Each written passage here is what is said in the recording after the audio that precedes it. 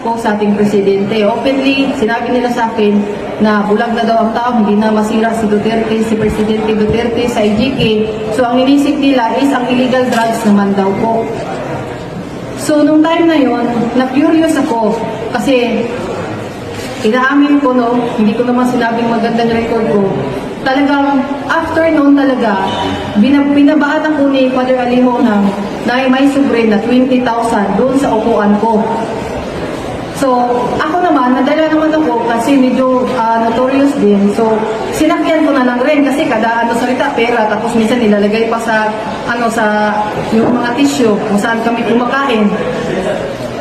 So, nung September, tapos October, hanggang November, bumalik pa rin si Father Alejo sa amin, sa bahay namin. Binigyan na naman ako ng pera.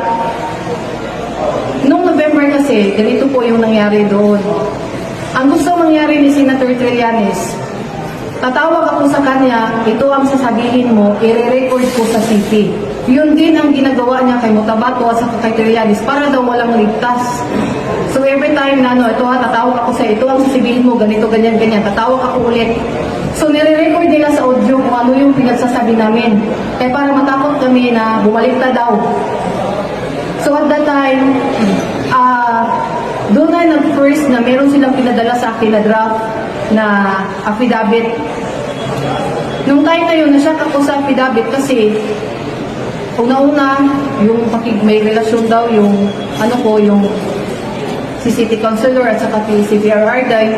And then ang worst is nakita ko na mayroong drugs na ini-involve nila si Presidente Duterte. So, nagtanong ako, bakit may drugs? Kasi nga daw, hindi na daw maniniwala ang tao sa IGK. So, dapat, yung drugs naman. First drug, sabi niya, ito nga, papasa ko sa'yo, mamaya na, ipapa-approve ko muna kay Senator Trillanes at saka kay Senator De Lima. Tapos pangalawa, hindi, uulitin ko na naman, second draft na naman, hanggang nag-third draft, fourth draft, and then nag-decide sila na pumunta daw ako ng Maynila. Nandito yung mga forward sa akin ng yung back and forth na mga yung pamasahe, papuntang Manila, at saka yung ticket ko na nung December, yung pagpunta ko ng Manila rin. Pagdating doon sa Maynila, doon sa may forum, nakita ko si Las Cañas. Sa kanilang forum, makikita mo sa aming pag-uusap, never sila nagsalita na mga kundi sabihin nila, hanapan natin yung naparaan na bumagsak yan. Actually, may text pa nga si Atty. Sabio nga, yung yung testimonyo, muhagsak mo, Bisaya pa, muhagsak lagi na si Presidente Duterte, anak. So, katong time na to, nakuyawan ako kay kanang nagsabot di ako glidin o kanang kuan, forgery.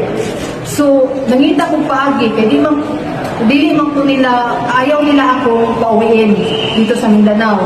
So, mahanap ako ng paraan, sabi ko, bago ko yan pirmahan, bago ko yan uwi muna ako dahil gusto ko, kasama ko yung mga kasamahan ko, which is wala naman akong kasamahan. At ang reasons kung bakit pumasok ako sa kanila, dahil gusto kong malaman kung ano talaga ang meron sa grupo ni Senator Trillanes. So, pagdating doon sa December, andun ako, pinatira nila ako sa isang kumbento sa Madre, sa May Makati, sa Canossian Sister. Bago nila ako pinadala doon, kinausap nila ako, huwag kang makikipag-usap. Pagdating mo doon, ito ang sasabihin mo sa kanila. So, pag-abot dito, yun na rin ang sinasabi ko kasi kada salita, ganun kada salita, ganun. So, tao lang tayo, minsan, sige maglaro. Sa isip ko lang, sige maglaro tayo. So after yung Canossian kasi nung nalaman nila na meron akong kinakausap na isang Madre doon, natatakot sila na makipag-usap ako doon sa ibang Madre. So nilipat naman nila ako doon sa Holy Spirit na na kumbento. So doon, binawalan talaga akong makipag-usap na kahit kanino.